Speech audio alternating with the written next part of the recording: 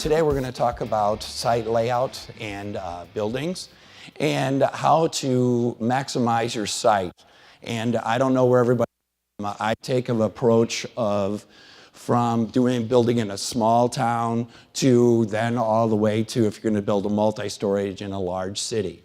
When you want to lay out a site, your goal is to maximize, but make sure that you can rent the unit.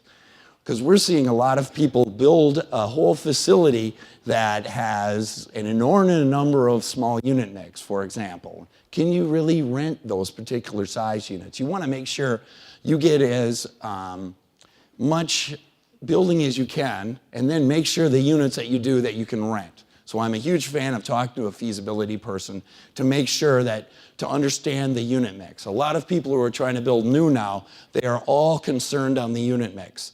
That is number 9, okay? Number 9. Number 1 is your lot.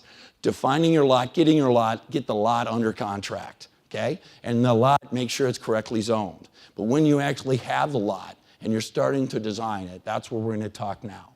And you want to make sure you get convenience. You want to make sure it's rentable, because what happens, this is a retail business. You're going to have to rent those units and day out and be able to make it happen.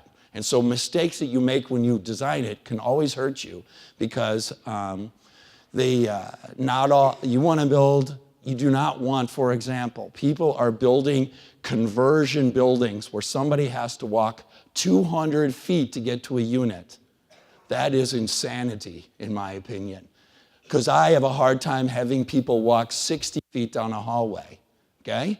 Because people will study it. Remember, Americans are probably the laziest people on the planet, okay?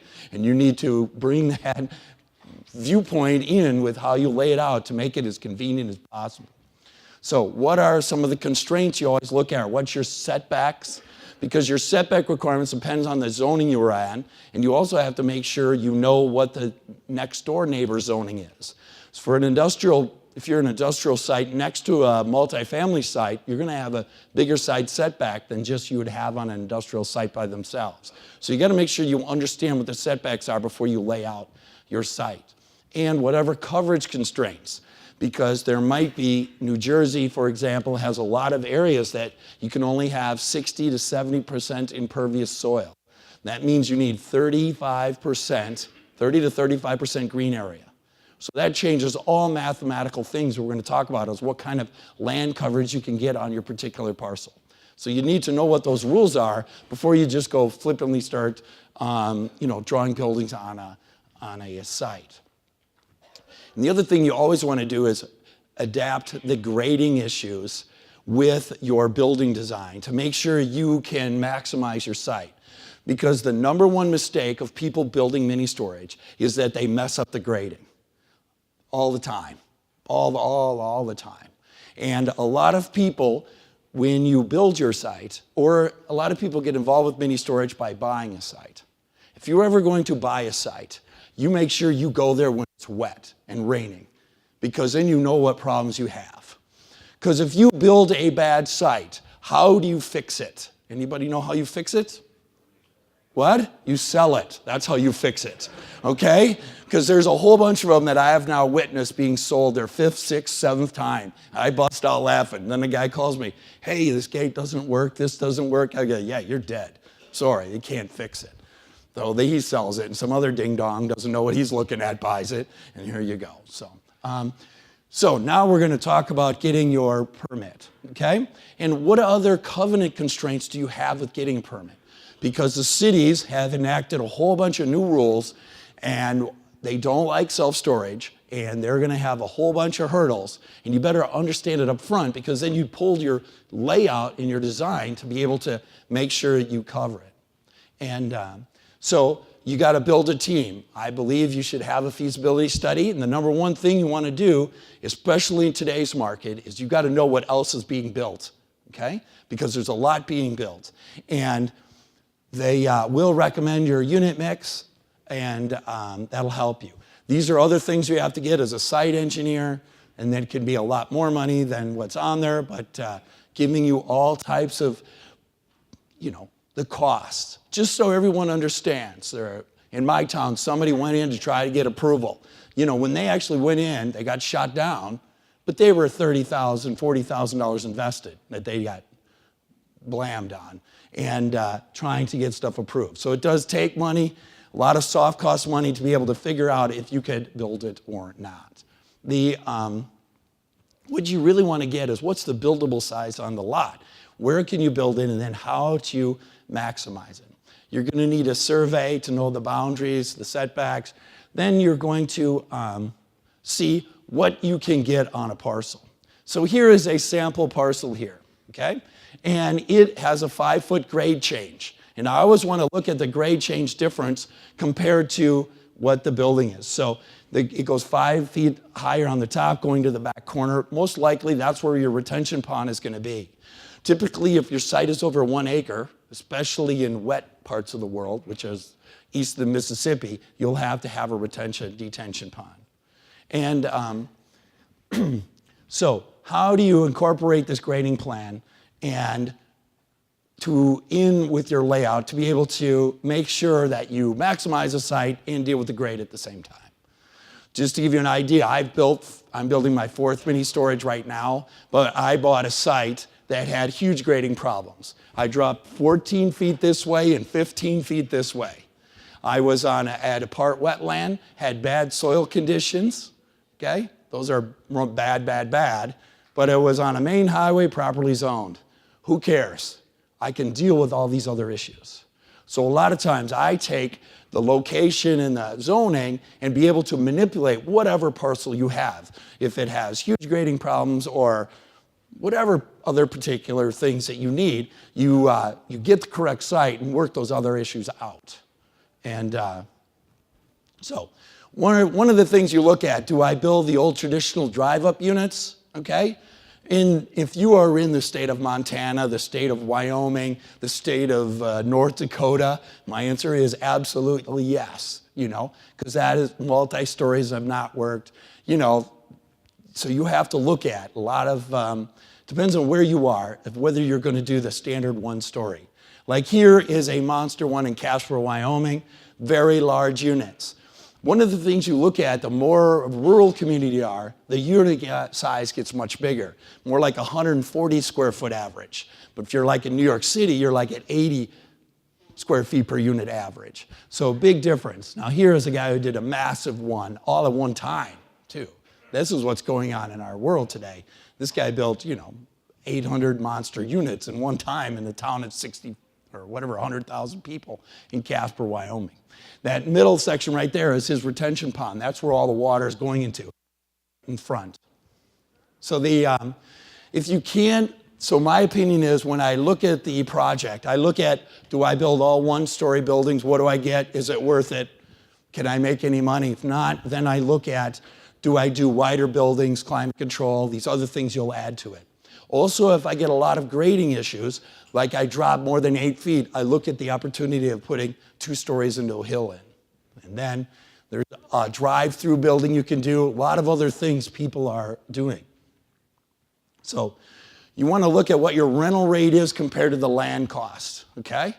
You would need to know the economics of the mini storage, because there's 2 things with mini storage. You look at feasibility in that, is there enough demand to fill it? And then the economics, can I build it and make any money? Okay? And we're going to talk about the economics of build it and make any money. Because in the last recession, I've been to this, not this show, the previous show before it, since 1984. So I've been in forever. And I've witnessed 3 recessions in this industry. And the last one was the greatest. And you still have to be very cognizant. I am nervous, okay? You all should be nervous if you're getting in this business, because it was idiot-proof 5 years ago. It is not idiot-proof today, okay? Because you got to see what else is built and be smart about it. And so you want to see what you're going to make return on your money. And we're going to do that by putting it into a pro forma, your particular site. Now, when you lay out a site, normally what is the rules? Most people follow what's called the IBC rule, IBC code, which says you can have a 20-foot two-way drive, okay? You can do a one-way drive to 14 feet. but I am not a fan of 14-foot driveways, too narrow. 20, 22, 24, 25 feet, okay? And but you can get up to 30 feet or 28 feet. Here, this is what happens when you actually have somebody unload. They'll have a truck and there'll be 4 cars with them because there are people helping them move. So the circus is coming to town, okay? And here they unload, this dad and the kids and whatever. So that's why if you make your drive so narrow, nobody can drive around them. That's why I'm a fan of like 25 feet, okay? The only reason this one was at 28 feet is because in this community, they had a parking restriction. And there is some in probably 5% of the towns, they'll say you need a parking stall for every unit. And how you do it, the trick is, you can do a 12-foot one-way drive and they have 8-foot temporary parking on each side. So you call it a 28-foot drive, it's one way, and then you have pretend parking on all sides. My township had that. So that's why this is a 28-foot drive. So there's tricks to getting around some of the hurdles you have. But a lot of times you don't want too wide a drive because people will back up. If they back up, you do not want them backing up to a unit because if they do, they're going to smoke the unit. Okay? They'll hit it. So the narrower the drive, the more people drive straight. But the narrower you make the drive, you should have more turnaround distance. The mistake I see is people do a 20-foot drive and then they try to do a 20 or 20-foot turnaround at the end. It should be 30, and if you're in snow country, 35 feet at the ends. You can make them narrow, but make them wider turnaround distance on the end. And so this is what happens, people back up to the unit. There's another trend in our industry is that to buy bigger and bigger and taller buildings. Just like, because we are doing the same thing as hotels. Do you know a hotel today, the ceilings are way taller? The exact same thing's going on with mini storage. In Utah, we have 2 customers always buy really tall buildings, okay? And they do because it doesn't cost much. It makes your buildings look different. I'm going into this saturated market or a lot of competitors, but I have something different to talk about. I'm going to have these tall units. And so it costs a little bit more. And the other thing it does is people won't smash things as much, okay? Because that truck, look at, it can't even hit the header now. It won't hit your door. It won't hit your gutter because they made it so tall, you keep it out of the way of people. So it's another thing that has gone on. And everywhere in the country, people have talked to us 100,000 times about building RV and storage. But a lot of times you burn up all your land and it's not efficient. And that's why the big REITs almost never have them, because they want to make the most money. They could care less about, they're all about making money. And so they don't want to burn up any land. So there is a way to be able to add more RV units in a site, especially when you get bisecting buildings, one going in the opposite direction. That building way in the back there, that's the one very tall to be able to park RVs or boats or big trailers into. So, and without adding any more or no 50-foot driveways or anything. Here, when you actually drive by your, I like to see the building that I can see down them, if possible. Not the buildings going this way, like the one on the right, where you can't see down the aisles, if possible. But that's not my greatest thing. But if I had my choice, I would do that. So also you look at putting buildings on the property line or just off the property line, okay? Because it'll help increase your building coverage. It acts as your fence. They're usually one-sided. And it also, it's a good buffer because they'll make you do a lot of things. Like here is a classic California site where there's a building all around the perimeter maximizing its site. You're getting 55, 60% coverage on this lot this way. But I'm from Madison, Wisconsin. You would never do that because if it snows 14 inches, you're dead, okay? You couldn't get the snow out of there. So you wouldn't do that. So it depends on where you were located to how much you'll do that expansion. So here is a particular site plan. And this site plan is all drive-up units, the most basic. And this one has 350 units, 56,000 square feet, okay? It has an office gate, and you could phase this project, start with a couple buildings and add on if you're poor boying it. And you would add 2 or 3 buildings to start and then add on every year after that, if you wanted to.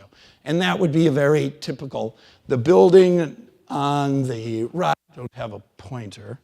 Or do I? Yeah, this building right here, that actually is your RV building. That's very tall and actually has large doors. That would at least be a 14 or 16 foot high building you would put there. So now with this layout, you need to figure out what kind of money can I make. And so here there is you put it in a projection. You see what your rental rates are going to be and determine what your net income will be with this site. And on this site, it has $476,000 would be your yearly income if you were able to build the whole thing on one time. Then how much does it cost to build? Here is your land. I'm saying the land is $720,000. Okay? I'm putting all these numbers on here. No matter what I put on here, I'm wrong. Okay? But the key of this is to find out where the balance point of the job works or not. Okay? And how much, you build it for or not.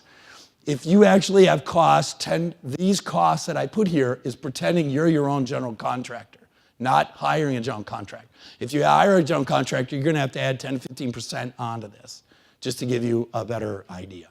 So then, these are the costs putting it on, and you get to, we're at $38 a square foot to build this one-story building, roughly, plus land. And the grading wouldn't be that much because it's only 5 foot of grade drop isn't much. What is our interest rate? The current interest rate is 5.5%, 6%. It has gone up 1 point. If you do, let's say, an SBA loan, you can do a 25-year RAM, get 90% down. And then you have all your costs to run the project. And normally 30% of gross annual income is roughly correct. If you wanted to have somebody else manage it for you, they're going to add another 8% onto that. This is assuming you're running your own ship. It's going to say, we're going to rent up 15 units a month. Now, you might think that's slow, but to me, that is conservative, which is around 2,500 square feet. And when people actually rent a mini storage, it depends on the year, at the time of year you open, but in the beginning, you do really good, really good, really good. You're above your projection. And about 5 to 8 months in, people start leaving. And you're really mad. I'm leaving now. What are you doing? I'm getting so close to breaking even. Get back in there, And the problem is you will slow down. And then you have, because the problem of mini storage, just so everyone knew into it, is you are renting all the time. You never have the luxury of just being at 92% full and not leave, you're good. Because 30 to 50 units leave every month. You got to regenerate those, depending on how big your site is. So we're assuming that, and it's value an 8% capitalization rate. We actually, grade A sites can sell they were down to 5% capitalization rates, which we'll talk about here in a minute. But you run through it, and the number right here, this one right here, is 60-some% break even. To me, a deal works when you're in the 60% range of break even. That's my target, okay? And then it's telling you what your return is. So you just see, okay, let's say I do it all one story. This is what it'll say, okay? Now, that is not what's being built in a lot of the world today because they're going to add climate control. Okay? Depending on where you are in the country to how much percentage of climate control that you build. And you want to get more building coverage because the land price is maybe double what you had. Because what we have normally seen is around $4 a square foot land if your 10 by 20 rents for $100. Okay? That would be a normal drive-up unit mathematics of it. But now it might be $12 a square foot land. Now how does that game change the entire layout?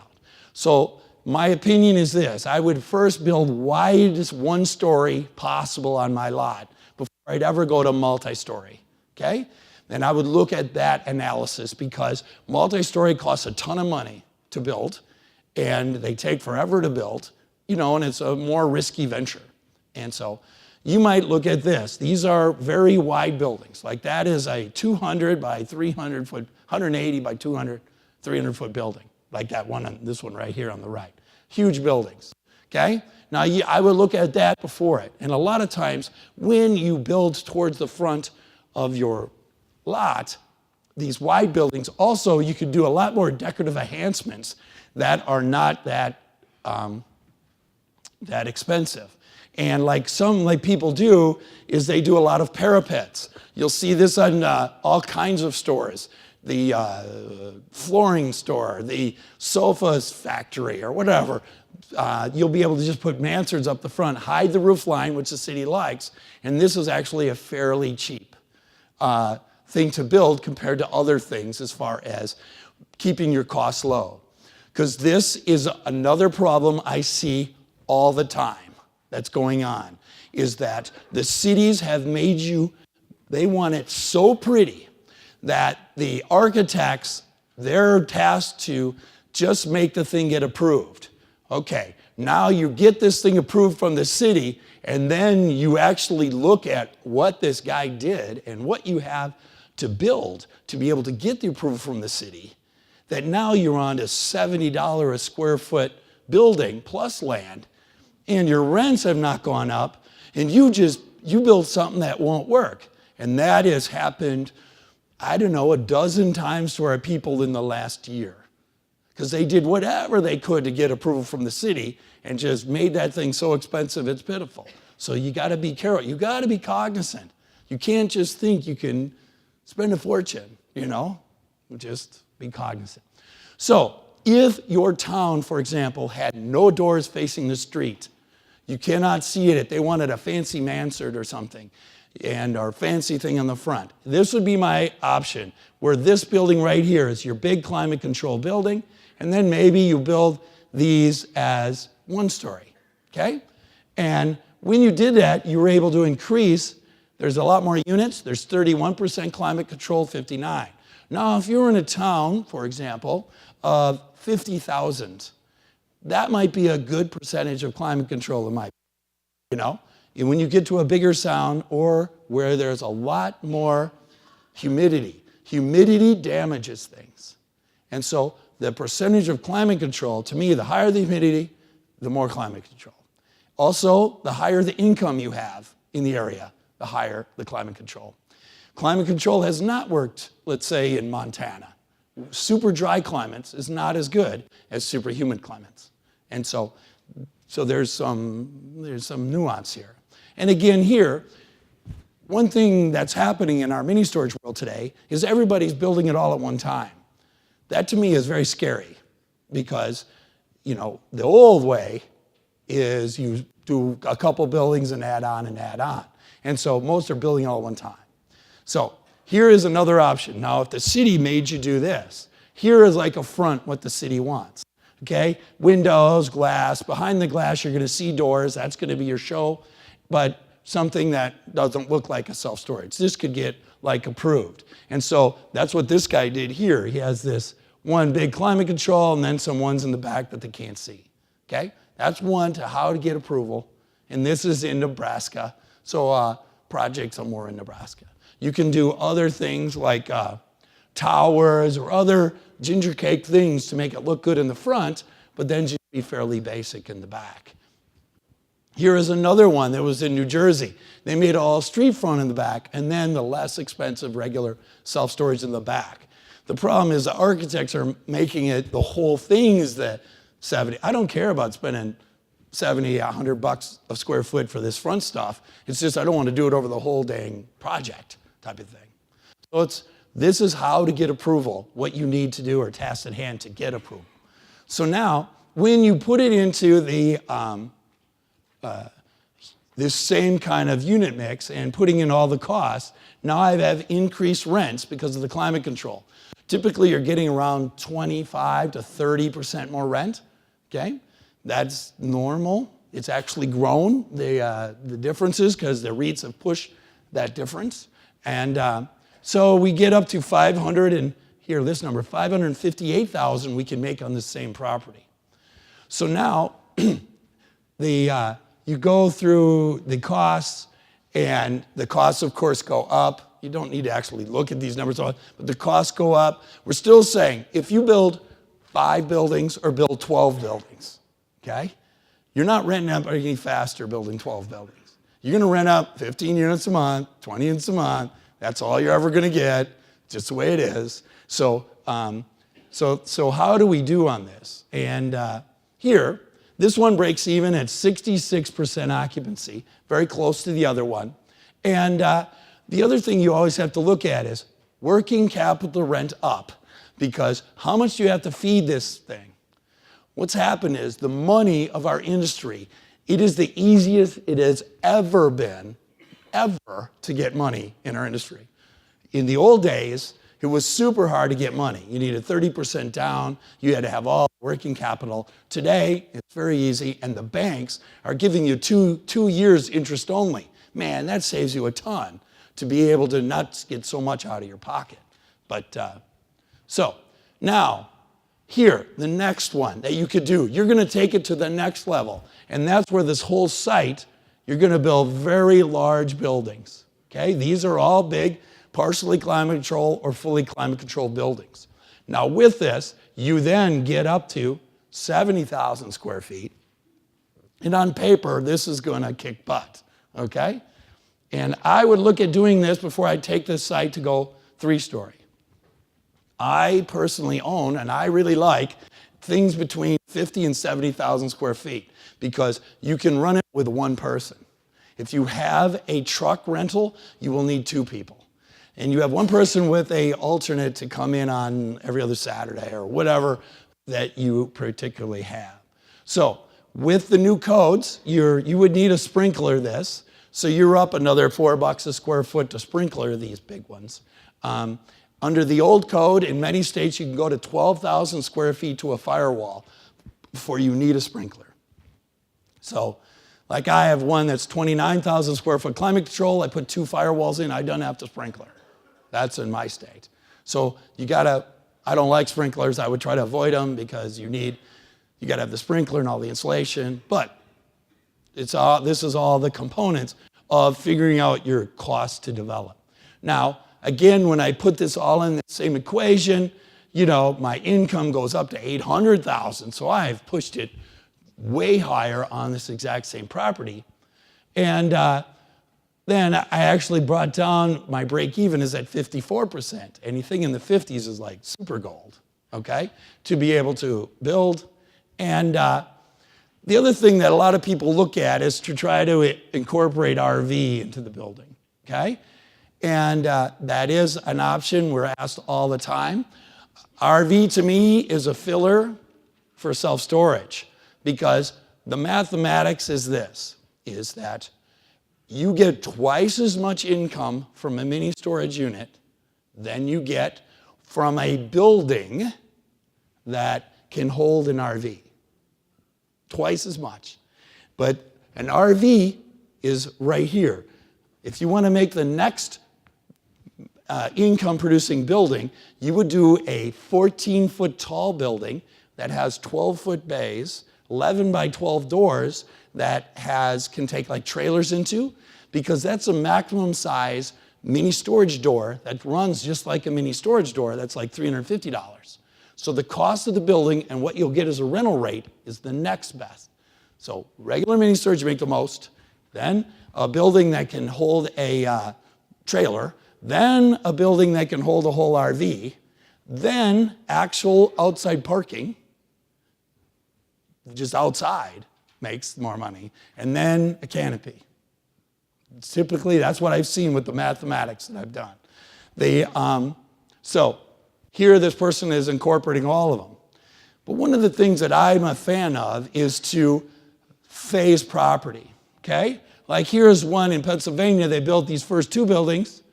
They put the slab in for the next building, and they're actually paved it and you're done, but you didn't actually buy the next building.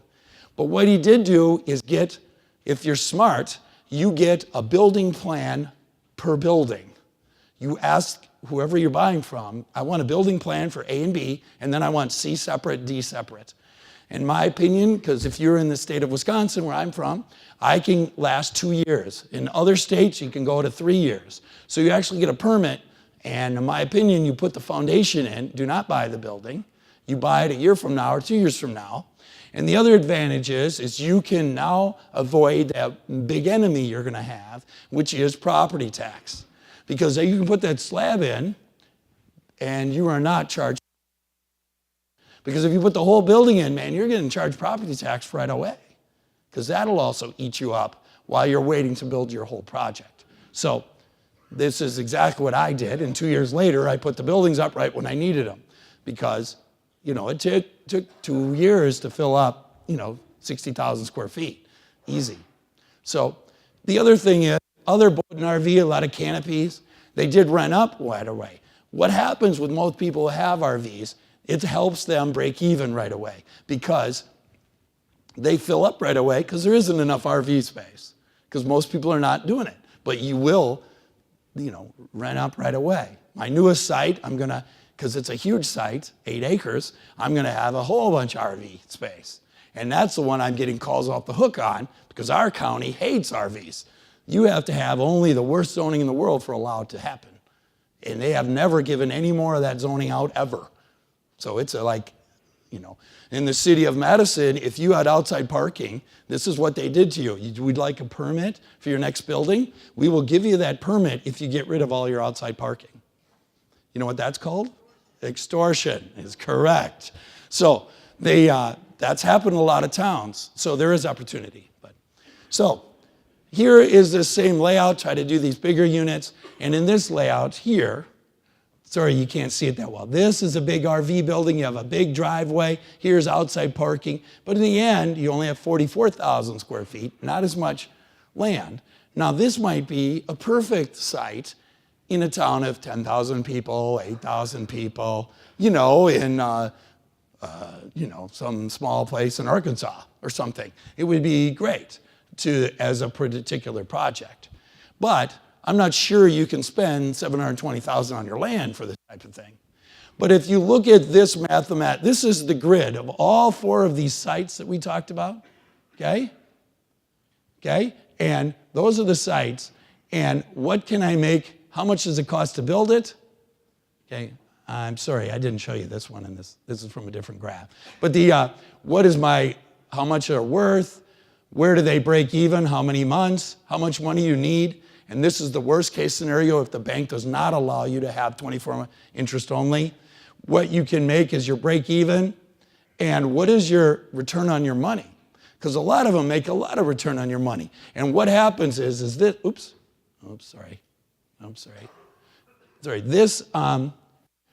this number 3 is the elixir.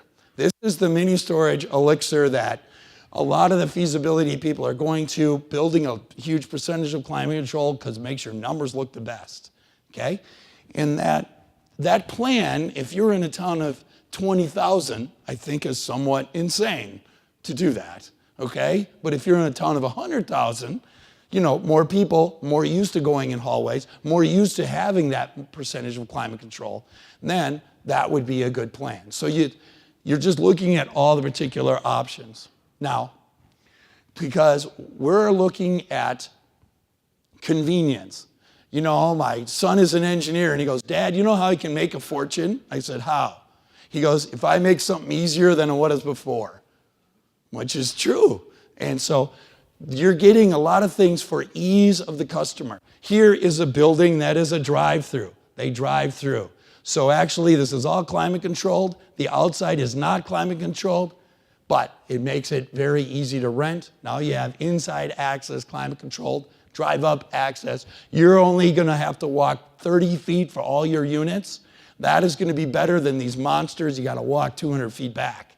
So this is another alternative. But I have just taken the cost of that building up $20 a square foot by doing this. There's a lot of red iron. This is absolute complete show. There's nothing up there. It's just show. But these are things that you can do. Now, a lot of the feasibility people dig this a lot. It's very popular in Texas, too, where you have this drive-through component. So back to grading. And if you're at a site this site has an 8-foot grade change between here and here. And so this person put a 2-story into a hill. A 2-story into a hill is exactly like a 1-story. The customer doesn't know the difference. They can drive up there, open their door, go in, go up on the other side, go in, no big deal whatsoever. And so those are easy to sell. That is not that expensive of construction, okay? And you can get sites like this one right here. This site went up 24 feet. They go between 2 buildings. You can normally go up 1 foot in grade change. So between here it goes up 10-foot grade change here. Then between these two, you go up a foot, and then here's another 2-story to hill. So you can take these goofy parcels, but, and be able to develop something. But when you understand the cost of land, it's not just, I had somebody in Birmingham, Alabama. They had great property, 7 acres for $200,000. Lovely. The grading component was $1,200,000 because they bought a mountain, So the price is the land plus the grading. And the grading is the hardest component to figure out what the price is.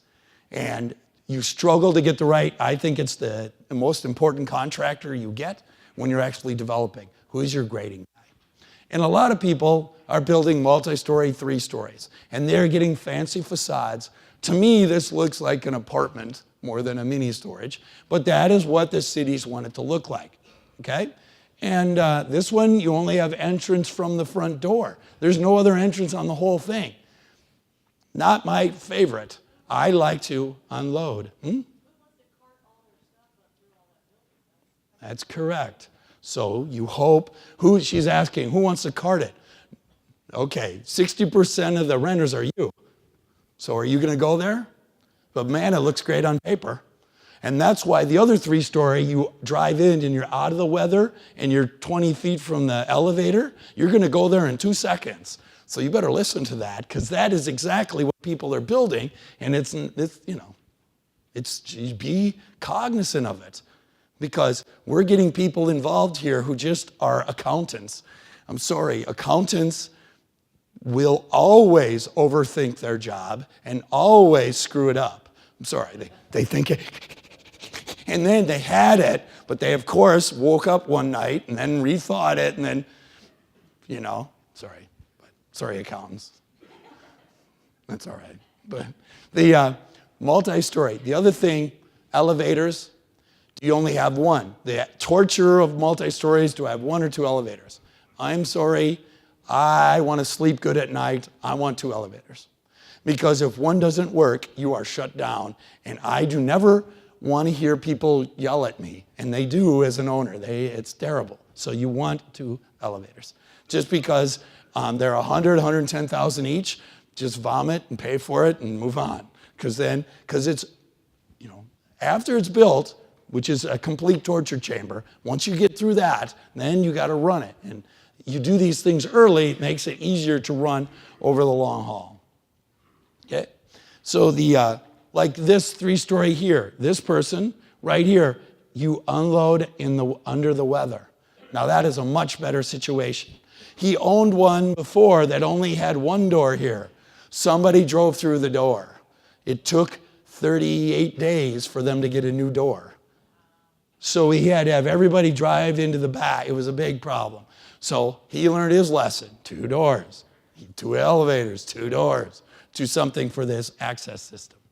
So, but just a little different. Now here, you can actually put a whole trailer inside. It's all, yes, sir.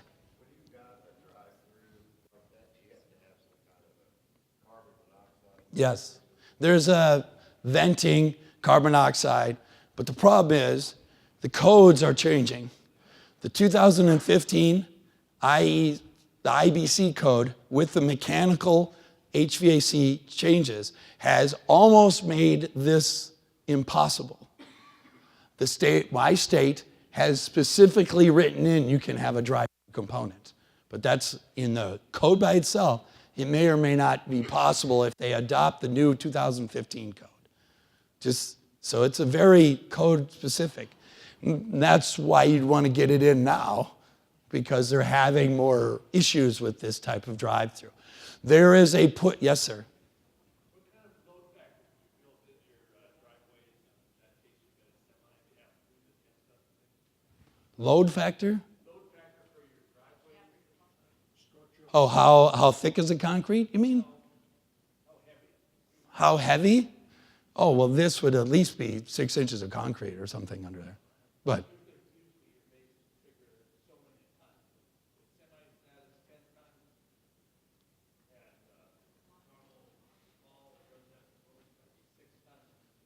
you mean the air conditioning unit?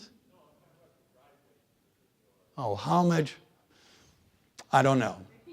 Yeah, I guess he's saying, you know, because you're going to have all this tractor trailer traffic, you're going to have that on every mini storage you have. Doesn't matter if you're driving inside this building or not, you're going to have this same United Van Lines come and unload stuff in your mini storage. So how deep and how thick do you put your gravel and base?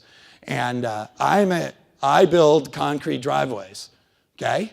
It costs me $3 more a square foot, I just do it, okay? And the reason is because I've seen them too much damage over the time. They try to, and I put more base in. I'm sorry, this is all what you're getting at.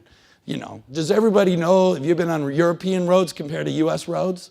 European roads have 8 more inches of gravel under every drive than the US does. Finally, US is finally getting them thicker. That's why they don't rebuild them every flipping 8 years or 10 years.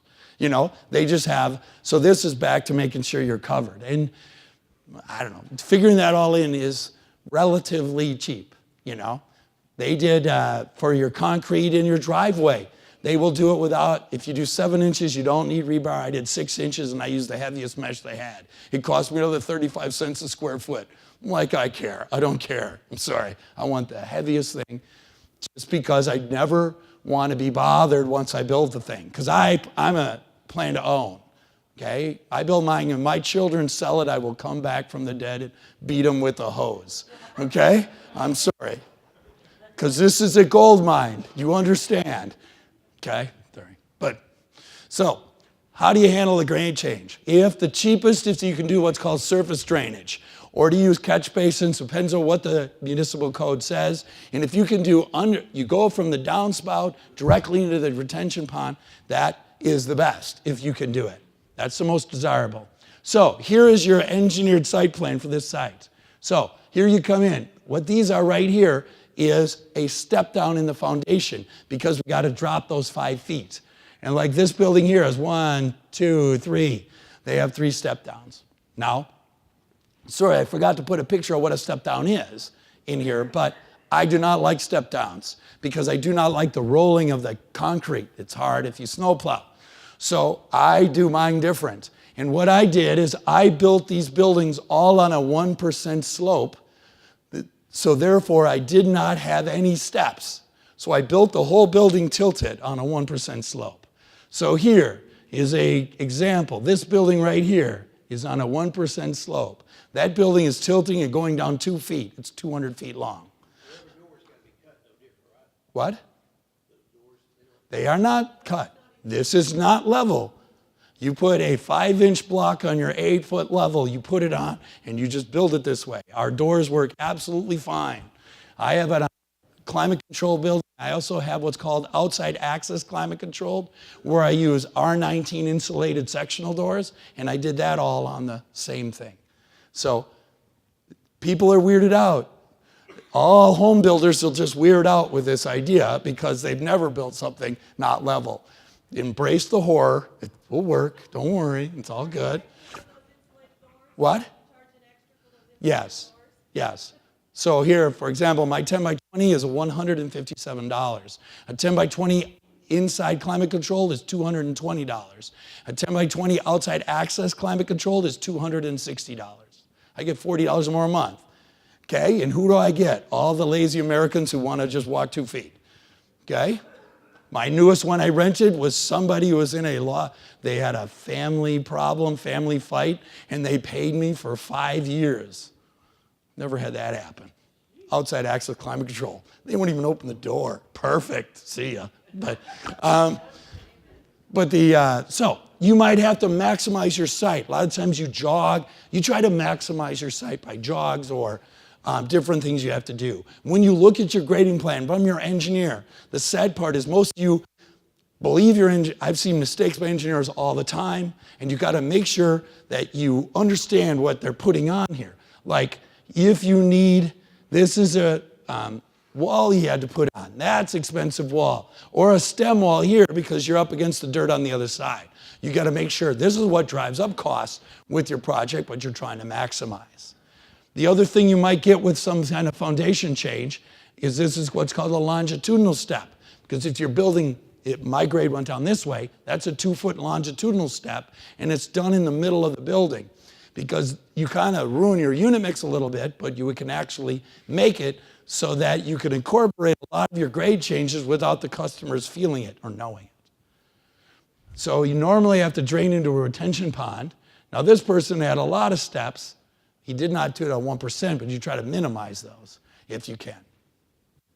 And retention ponds can be huge, you know. My retention pond is 17 feet deep. This is the more you get into rain areas, the bigger they are.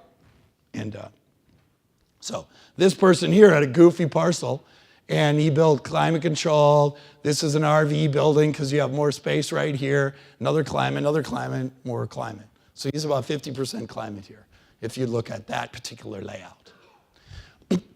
One of the things with a gate location, if you're building a small project, no matter what, you should figure out that you actually need a gate and figure out how to get the gate. And you make sure you go, if you have an office, you have to go to the office without going through the gate, okay? And we'll talk about some of this. This site is actually an unmanned site. They have this nice office, but it's absolutely unmanned, run from a kiosk, okay? And there's your gate. It's way off the road, no problems on this particular site. Sometimes you have sites that have a gate coming in here and a gate coming up higher. I try to not do 2 gates because your gate is your number one braking thing, so I only try to have 1 gate, okay? And I don't want 4 keypads. It's just added complexity that can happen and damage and figuring everything all out. But it'll work here. Now this one, you like to have it off the road, 50, 60 feet off the road, because the truck has to be off the road before you press in your keypad. Now, the distance between here and the gate. My opinion, the farther the distance you have from the keypad to the gate, the less chance they're going to run into the gate, okay? Because people are stupid, okay? My gate was just run into because a woman was New Year's Eve, hammered, came into my storage unit and couldn't get through the gate because she owed money and drove the gate, instead of backward, she went forward. And I have 15 feet. I probably needed 40 for her to wake up enough before she hit it. But if the farther you make it, the less damage you're going to get. So here is this layout. Now, notice this gate is right here. The only gate that works in this location is a vertical lift gate, which are expensive, but I like the vertical lift gates. Most of the times, the way you do the site layout, you have to use a vertical lift gate. Because so in this, you can drive through this whole site and come through, and there's only 1 gate. Now, if you have your DOT approval, yes? Because here, in this location here, okay? Right here, this is where my gate has to be. I cannot have a sliding gate because I cannot slide on somebody else's property, okay? So the sliding gate is cheaper, but a lot of times my layouts affect the gate. And so a lot of them, I don't care if I'm spending more money on the gate, I'm maximizing the lot. Do you know what I mean? So that's why it usually is a casualty of the layout. And so here, now, your DOT approval. If you had this is your office here, but you drive through and then come up this way, you cannot get out. This is the screwed up land right here. What you should have done with this layout then is never have this drive here. This is where you'd put a little climate control or something, only access on one side. So your DOT access is very important. You got to use that. And a lot of times you do not want to change that because it might take you forever to never to get a new entrance. So when you buy a lot and it has an entrance, you want to design with that entrance involved. So therefore, you got to understand that entrance before you can lay out anything. But make sure you have the proper gate access, okay? Does everybody understand? So now, when people come and rent, they are coming with the U-Haul truck, they're coming with a boat trailer. If you have RV parking, do you have enough parking spaces, okay? Can they back up? You want to make sure you have enough area. So here, this is my 28, if you had a drive problem, this is your 8-foot, 12-foot parking, 12-foot one-way drive, 8-foot parking. That's a 28-foot drive. You can get rid of any parking issues you have with the city with that cane. So one of the things are, you should have, most people have 3 parking stalls. I want to have 4 or 5 parking stalls, okay? Because you're busy and nothing, and then a lot of people, depending on how large your site is. But they all regret, and make them as deep as possible. A normal one is 18 feet. Man, you want them 28 feet deep, because the guy who's parking is the guy with the U-Haul coming into your office. So if you can, figure that out. That helps you. Green area. I like green area. It helps the whole site. We're done. All right. Well, sorry, we're done, I guess. Is there any other questions? What time is it? Is it time? All right. Yes, sir. At the first of your presentation, you mentioned some of those caterpillar maintenance issues were not solvable. What were some of those? Well, the gate. You know, figuring out the gate, figuring out your drainage. Sorry, if you're acquiring the existing? Yes, you're acquiring an existing site. Or if you're building. There's a whole bunch you want to minimize. Yes, ma'am? Question about the second gate. You're building a site, and I put in 2 gates. A lot of times you need 2 gates because the second one's a fire gate, but you actually can manually open and don't allow anybody to have it. Okay? But is it a requirement? No. So if you'd show it to me, I could. The thing is not accessible. Why would It's not accessible. Not accessible? Oh. I don't like 2 gates because a lot of times then it's not near the office and you don't know who's coming in or out. I like them to go by the office. Oh, no, you only had yours like 15 feet Yeah. side. Hell, how you gonna get a 53-foot tractor? Well, it's just for you to. That one is more than 15 feet. I mean, right? But I built mine when I Yeah. But you said you got I didn't know how to truck. You gotta have a car come there first, open the gate, and then the big truck. Yeah. The truck comes first, he's stuck. Yeah. I have to look at it. All right. Yes, sir. You have enough land to operate, right? What's the word offer? 25 plus feet. 25 feet width. 35 feet on the ends. The ends are more important. That's where they hit. With big old corner posts everywhere.